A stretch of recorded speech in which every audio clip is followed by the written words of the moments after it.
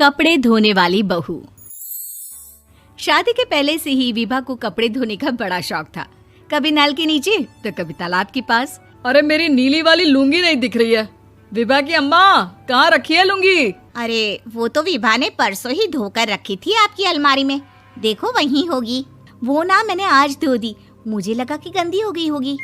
अरे कैसे गंदी हो गई थी? उसे तो मैंने पहना भी नहीं। हे भगवान, इस लड़की के कपड़े धोने की आदत से परेशान हो गया हूँ मैं। जितना तो घर में राशन नहीं आता, उससे कहीं ज्यादा डिटर्जेंट पाउडर का खर्चा है। इसकी शादी करवा दो, शादी जाए अपने घर में ही करे काम, फिर चाहे घर के कपड़े धोने हो या पूरे गांव के।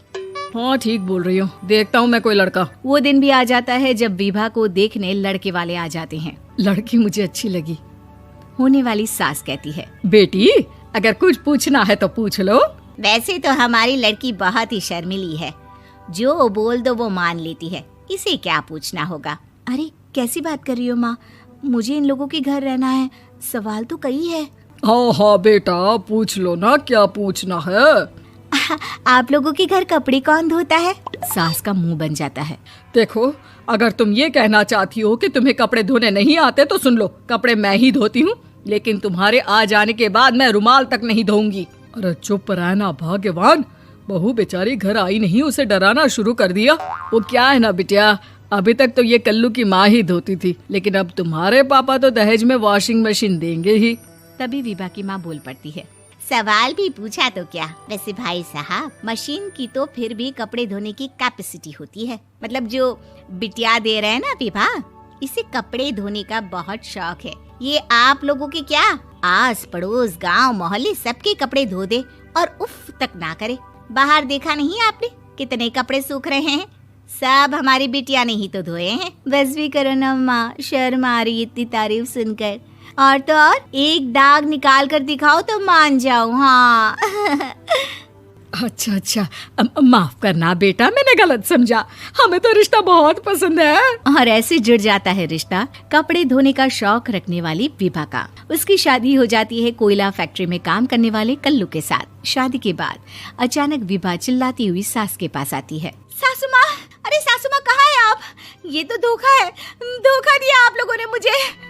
इसे ससुर के चक्कर के बारे में पता चल गया। अरे तो उसमें तुझे क्यों धोखा मिला है? अरे नल में पानी नहीं आता, कपड़े कैसे कब धुलेंगे?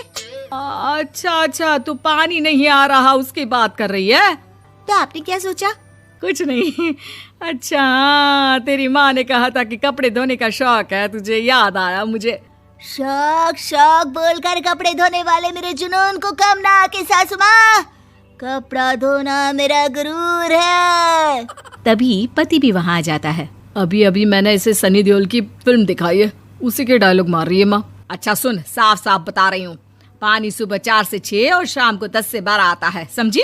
विभा टाइमिंग सुनकर हैरान हो जाती है। ये क्या भूतों का मोहल्ला है? सुबह 4 बजे उठकर कौन कपड़े धोता है? 4 बजे टंकी में पानी जाता है, फिर सारा दिन धोना ना, किसने मना किया? अरे कैसी बात कर रही हैं? 200 लीटर की टंकी में कितने कपड़े धो लूंगी मैं? सुबह ही उठ जाऊंगी मैं। अब क्या था, विभा सुबह 4 से लेकर रात के 12 बजे तक कपड़े ही धोती रहती।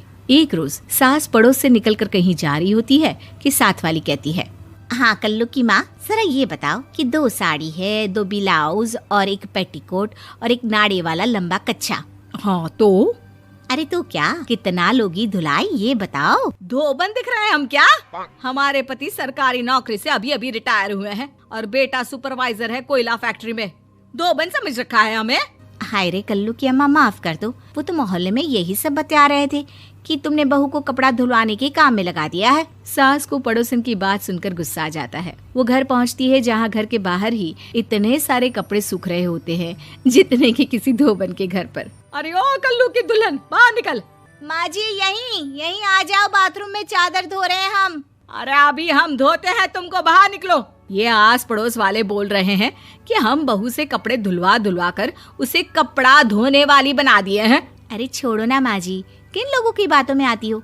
आस पास के लोगों का तो काम ही होता है कि वो किसी तरह सास बहू को लड़ा दे। बहू सारे घर के कपड़े धोती है, ये क्या कम है? बोलिए। सास को भी लग जाता है कि वो बहू का ये सनकीपन नहीं छुड़वा सकती, इससे अच्छा है कि खुद ही चुप हो जाए। एक रोज सास और बहू मंदिर जाते हैं, जहाँ सास की साड़ी वहाँ खड़ी भीख मांगने वाली से मिलती है। माँ जी क्या बात है, आपकी साड़ी उस भिखारन से कितनी मिल रही है ना? हाँ हाँ देखो तो, दोनों की साड़ी मिल रही है। क्या बात है कल्लू की अम्मा, तुम खुद को तो अफसर की बीवी बताती हो और ऐसी सिंपल सी प्लेन साड़ी पहनकर घूमती हो। सिंपल और प्लेन नहीं है ये साड़ी। तो क्या सोने के धागे से फूल बने हैं? कुछ भी सासू माँ, कुछ भी। हाँ बने थे इस साड़ी में सोने के धागे से फूल।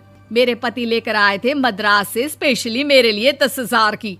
ताहे भाई साहब इस भिखारन के लिए भी सेम टू सेम साड़ी लेकर आए होंगे 10,000 की। सास उस वक्त कुछ नहीं कहती, लेकिन बहू के साथ घर आती है और अलमारी से एल्बम निकाल कर लाती है। ये साड़ी देख रही है, ये वही साड़ी है जिसे मैंने अभी पहना था। इस साड़ी में ये जो चमकदार फूल दिख रहे हैं ना, ये सोने के धागों से काढ़े गए हैं। लेकिन तू लोकल वॉशिंग मशीन ब्रश से घिस घिस कर सारे फूलों को निकाल कर साड़ी प्लेन कर दी। मुझे माफ कर दीजिए सासू माँ। और तो और, जब मैंने तुझे तेरी गलती के लिए कुछ नहीं कहा, लेकिन तूने तो सबके सामने मेरा मजाक ही बना दिया। क्यों? बहू को समझ में आ जाता है कि अब से उसका कपड़े धोना बंद।